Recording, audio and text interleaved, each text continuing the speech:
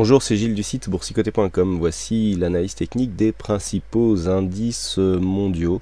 Nous sommes aujourd'hui le vendredi 21 février. Donc comme à l'accoutumée, je vous propose de bien mémoriser ici l'évolution du CAC 40. Et donc comme point de repère, eh bien, je vous propose d'étudier un petit peu la différence que nous avons ici entre ces deux points hauts. Donc ce matin à l'ouverture, nous avons cassé donc cette zone des 4355 points. On a inscrit de nouveau plus haut, mais nous allons voir que pour continuer ici sur cette tendance, cela n'est pas gagné, puisque nous n'avons pas tout à fait la même configuration sur les autres indices. Donc je vous propose d'étudier ça dès maintenant. Nous commençons par l'indice allemand, donc le DAX qui était sur un trend haussier nettement plus prononcé que ce qu'il y avait sur l'indice français. Quoi qu'il en soit, la rupture ici a provoqué une attaque beaucoup plus puissante et du coup le rebond a du mal à tout rattraper. Alors nous pouvons voir que sur la comparaison ici par rapport au 21 janvier, on est beaucoup plus bas sur le DAX que ce que nous sommes sur le CAC 40. CAC 40 qui remonte un peu plus vite ici sur ses précédents points hauts. Au niveau de la configuration technique, nous avons une belle dynamique haussière qui est en cours avec ce RSI qui monte, ce stochastique qui est encore sur un beau signal haussier avec une belle dynamique, idem pour le MACD donc qui confirme la dynamique haussière. Par contre du point de vue des volumes, ce n'est pas optimum puisque nous avons ici une baisse graduelle des volumes qui intervient ici alors que la tendance est toujours en cours. C'est plutôt mauvais signe, d'autant plus que les volumes avaient été assez étoffés ici sur cette précédente phase de baisse. Donc nous avons d'un point de vue chartiste, donc des volumes qui sont plutôt corrects, pardon, des signaux de tendance qui sont plutôt corrects, mais dans des volumes qui tendent à s'essouffler. Alors attention ici, nous sommes quand même sur une zone où hier l'indice allemand a clôturé donc sous les 9600. Alors aujourd'hui on a réussi à casser cette zone, puisqu'au moment où je vous parle on oscille autour des 9650, donc on aurait cassé cette zone ici, mais le réel objectif c'est cette zone de points hauts ici, les 9789 points qui sont les récents points hauts, donc pour confirmer une possible continuité du mouvement haussier. Il est clair que depuis cette cassure ici du support, nous n'avons pas cassé de point bas significatif. Le précédent point bas de tendance se situait ici, sur cette zone, donc sur cette bougie qui cotait 8984 au plus bas. On a coté ici sur le point bas de cette phase de consolidation, sur un plus bas à 9071,25, donc le plus bas n'est pas enfoncé. On préserve certes la tendance haussière, mais on change de dynamique du fait de la cassure de ce support. Donc à surveiller eh bien une éventuelle continuité de cette tendance, mais comme je vous l'indiquais, cette tendance ne donnerait un signal de continuité qu'en cas de dépassement ici de cette zone de point haut. Donc c'est cette zone de point haut qu'il faudra surveiller. Donc je le rappelle avec ce plus haut qui se situe à 9794,05. C'est bien sur cette bougie qu'il faut prendre le plus haut, donc plus haut qui date du 21 janvier 2014. Donc toujours une tendance haussière sur le DAX, mais peut-être sur une dynamique, en tout cas sur un trend qui est en train de changer. Sur le FTSE, là aussi nous avons un différentiel avec le CAC 40 puisque le point haut qui s'inscrit ici reste en deçà de cette zone ici de point haut et de cette résistance majeure ici à 6875 points. Le FTSE s'inscrit lui aussi dans une phase d'affaiblissement un peu moins forte que ce que nous avons sur le DAX, puisque si nous reculons un petit peu pour avoir une vue un peu plus globale, voilà, on reste ici sur un trend plutôt haussier au-dessus de ce support vers mais la cassure ici de cette zone nous donne un affaiblissement, signal d'affaiblissement aussi. On voit qu'on est venu ici tester le même point bas sur ces deux zones ici. Malgré tout nous avons eu un nouveau point haut, donc pour l'instant le signal retournement est beaucoup moins flagrant sur le FTSE, puisque nous avons ici une évolution toujours haussière sur le RSI stochastique et sur le MACD qui n'a pas connu donc le même retournement que sur le CAC et le DAX. Donc pour l'instant on serait plutôt encore dans une phase haussière, et donc il est toujours possible sur cette dynamique de venir rejoindre ici cette zone de résistance majeure, voire même de la dépasser. Point de vue de la volatilité, on favorise plutôt une continuité de tendance haussière. Donc on le voit, sur le FTSE, le retournement est beaucoup moins flagrant. On a une évolution qui reste haussière. Il suffirait ici de casser cette résistance pour relancer ici la tendance. Nous avons ici deux points bas qui sont sur le même niveau. Donc pour l'instant, il n'y a pas de retournement, juste un affaiblissement du fait de la cassure ici de ce support de tendance moyen long terme. Donc la configuration quasiment la même que sur le DAX, mais beaucoup moins orienté sur un risque baissier, hein, du fait ici de la continuité de cette dynamique. Et tant que nous n'avons pas de retournement, eh bien, il est difficile de savoir si cette zone ici majeure sera cassée à la hausse. Donc à surveiller ici donc une éventuelle cassure. Par contre, sur une rupture ici de cette zone de support, et notamment sur une rupture des 6420, et bien là nous aurions un signal donc qui changerait de sortie de dynamique, hein, puisque nous avons clairement là ici une évolution pour l'instant qui s'achemine vers un biais neutre, à un passage en biais baissier, puisque sur rupture ici de cette zone de points bas, nous aurions 2 points bas significatifs qui seraient cassés à la baisse, et dans ce cas là on repasserait dans un flux baissier moyen-long terme. Sur le S&P 500, nous avons une configuration qui va plus dans le sens ici du CAC 40. Alors le S&P 500 qui évolue au moment où je vous parle à 1840 points sur son contrat futur, est en passe aussi de tester cette zone de résistance. Alors comme nous pouvons le voir aujourd'hui, sur donc le CAC 40, la cassure a été faite à l'ouverture ce matin, mais pas encore donc sur le S&P 500. Enfin, on a bien fait ici une petite phase de test, hein, mais qui n'a pas cassé ici cette zone de résistance. Donc pour l'instant sur le S&P 500, nous avons là aussi donc une tendance moyen-long terme qui est en train d'être testée. Nous avions ici ce support et qui était largement haussier. Sur la précédente phase ici de consolidation, on est venu entamer donc l'intégrité de ce support avec une forte attaque sur la bande de Bollinger inférieure. On n'a pas rebondi ici sous la moyenne mobile 20 exponentielle, hein, sous cette phase, donc on invalide pour l'instant la poursuite du scénario baissier direct. Par contre, le fait d'arriver ici sous cette zone et de commencer à plafonner est plutôt mauvais signe. Cela prouverait que l'on irait quelque part dans le sens d'une neutralisation de la tendance, et lorsque l'on analyse l'intégralité des principaux indices mondiaux, eh bien nous nous rendons compte qu'il y a finalement une perte de dynamique sur quasiment tous les indices. Donc là le S&P ne déroge pas à la règle, puisque nous avons ici une zone de test qui se fait sur une précédente phase de point haut. Donc là nous avons aussi un signal d'affaiblissement de la tendance. Du point de vue des points hauts, des points bas significatifs, le point bas en fait entre les deux précédents points hauts significatifs sont celui-ci et celui-ci, puisque c'est les deux points hauts. Nous avons un contact entre ces deux qui est là. Donc bon, là nous avons des points bas intermédiaires qui ont été cassés à la baisse, qui correspondent d'ailleurs à la rupture de ce support, donc ce qui nous donne effectivement le signal de sortie d'un biais haussier et dynamique. Le fait que l'on vienne ici plafonner sous cette zone de point haut, eh bien, va dans le même sens, c'est-à-dire un affaiblissement de la tendance de fond. Donc pour l'instant, on est sur ce biais, tant que les cours évoluent entre 1850 pour les points hauts et 1740 ici pour cette zone de point bas, nous sommes sur une évolution neutre moyen terme. C'est ce qui correspond un petit peu au reste des indices analysés, et donc le S&P 500 est dans la même veine. Par contre, sur une rupture ici des 1740, en absence de cassure ici de cette zone de point haut, eh bien nous aurions là aussi un signal de retournement sur la tendance moyen terme.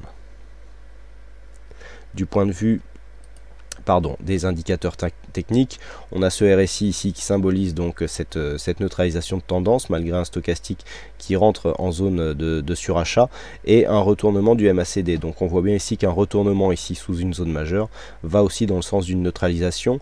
Les volumes sont plutôt prédominants sur les séances baissières, donc attention ici au risque de retournement qui est souligné par les volumes. Donc voilà, toujours les mêmes zones ici, donc 1800, je rappelle, 1850 à la hausse, 1740 à la baisse. Si on dépasse ce range par l'un ou l'autre par l'une ou l'autre de ces limites, eh bien nous aurons un signal directionnel.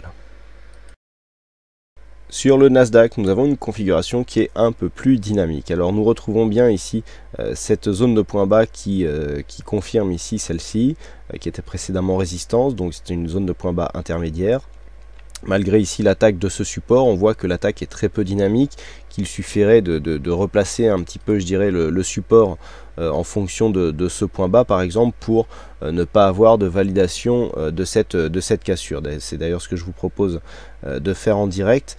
Lorsque les tracés comme ça sont cassés pour peu de choses, on ne peut pas valider une cassure donc de tendance, hein. Si on prend ici cette zone de support, alors que je vais essayer d'attraper, voilà, et qu'on la repositionne par exemple sur les niveaux de clôture, vous voyez que la configuration ici devient totalement différente. Donc on ne peut pas ici valider une cassure de ce support sur cette phase de baisse, puisque il n'y a pas d'amplitude nécessaire pour valider cette cassure. Donc par contre, ce que nous pouvons constater, c'est que d'après la loi de Dow, donc la succession de points hauts et de points bas, nous avons ici un point bas intermédiaire effectivement qui est cassé, qui correspondait donc à cette dynamique haussière qui a été cassée donc peu après, juste après l'inscription ici de ce point haut. On est venu casser la dynamique baissière court terme pour revenir ici s'appuyer sur la tendance moyen terme. Malgré tout, suite à ce retournement donc sur cette zone de support, nous avons un nouveau point haut significatif, donc ce qui va un petit peu dans le sens d'une surperformance par rapport aux autres indices mondiaux, puisque nous avons vu que, eh bien, à part le CAC, il n'y avait pas grand chose qui arrivait à casser ici cette précédente zone de point haut. Donc on a cassé ici cette zone des 3650 points qui était le prochain objectif, et donc nous validons ici cette zone des 3650 comme un nouveau support. Donc pour l'instant on va dans le sens ici d'une continuité haussière sur le Nasdaq, alors qui est notamment aidé par l'évolution de Facebook, qui a une grosse pondération au sein de cet indice, donc il y a des effets aussi ponctuels qui viennent aider un petit peu à faire changer la tendance. Nous sommes à peu de choses sur le reste des indices pour rester donc en biais neutre. On casse une dynamique pour rester en biais neutre. Là il suffit de peu de choses pour que finalement les cours restent dans une évolution haussière sur le moyen terme.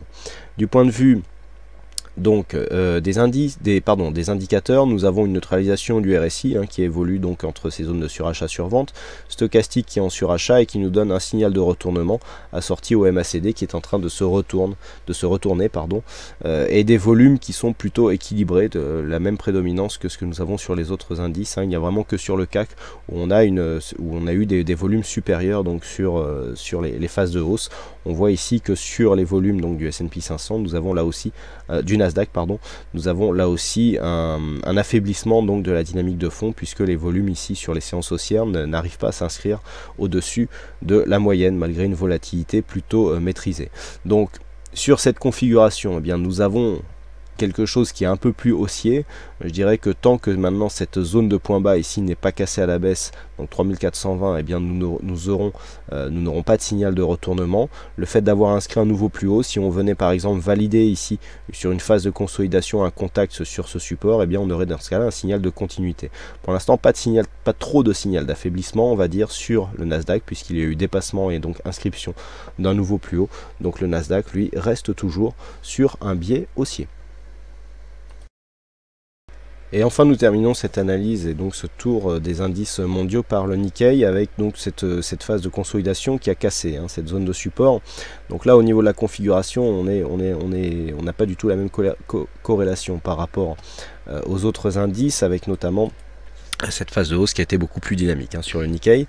Donc nous avons ici une rupture de cette dynamique si court moyen terme qui avait pourtant permis la validation d'un nouveau plus haut par rapport à la tendance ici que nous avions eu en 2013. Le fait que l'on retombe ici et que l'on rebondisse, pour l'instant il n'y a pas trop de dégâts, puisque nous avons des points bas significatifs qui sont encore inférieurs. Donc même d'après la loi de Dow, il n'y a pas encore de rupture de la dynamique. Par contre, la neutralisation, elle, dure depuis un peu plus longtemps, depuis l'inscription de ce point haut, et qu'on n'a jamais réussi à repasser, sauf ici, ponctuellement, avant une rechute. Donc pour l'instant, sur le Nikkei, il y a toujours un risque baissier qui subsiste, puisque sur cette phase ici de consolidation, il y a une grosse attaque de la bande de Bollinger inférieure avec de nombreuses bougies qui sont hors bol. Alors on sait que c'est beaucoup plus fréquent sur le Nikkei, qui est un indice beaucoup plus volatile et qui va beaucoup plus facilement chercher des phases ici d'exagération. Retour ici, alors là où on a un potentiel gros signal baissier, c'est que nous avons donc grosse attaque ici sur la bolle inférieure, et contact ici sur la moyenne mobile 20 exponentielle qui est vraiment optimum pour ceux qui utilisent donc le trading en tendance. Et bien là le point d'entrée est vraiment optimum actuellement. Et puis rechute ici de l'indice Nikkei. Donc pour l'instant nous sommes sur juste un signal d'entrée qui n'a pas été confirmé, puisque pour être confirmé il faut revenir ici sur la zone des 14 000 points qui nous permettra de valider le signal et donc de protéger sa position. Ça c'est pour ceux qui traitent donc le signal en tendance selon les principes qui sont présentés notamment sur le webinaire qui est toujours, je le rappelle, disponible sur le site boursicoté.com. Donc là nous avons possibilité de l'inscription d'un signal baissier qui serait assez dynamique, et donc dans ce cas là, pour confirmer, alors déjà si on vient ici touché les 14 000 points, on confirme le biais court terme donc sur une continuité baissière. Et ensuite, eh bien, nous aurions donc validation de cette tendance et donc retournement par cassure de points bas significatifs. Je pense notamment à cette zone ici des 13 750 points qui représente un point bas significatif assez intéressant. Et donc sur une rupture de ces zones, eh bien, nous aurions un signal baissier relativement fort. Donc c'est cette zone qu'il faudra surveiller. Les zones de points hauts sont assez éloignées, puisque sur un retracement de Fibonacci ici qui prend l'intégralité de la phase de consolidation, on est pour l'instant venu consolider que 38,2%, ce qui va là aussi dans le sens d'une continuité baissière, puisqu'une tendance qui consolide à 38,2% ou moins, eh bien, est une consolidation qui intervient dans une tendance dynamique, donc ici dynamique baissière, il faut entendre. Donc le fait ici d'avoir cette zone de points haut sur le 38,2 et un possible retour ici sur les 14 000 points, eh bien, nous indiquerait la continuité donc d'un signal baissier dans une tendance dynamique. Donc attention, sur une rupture ici de cette zone, nous pourrions avoir des objectifs relativement baissiers.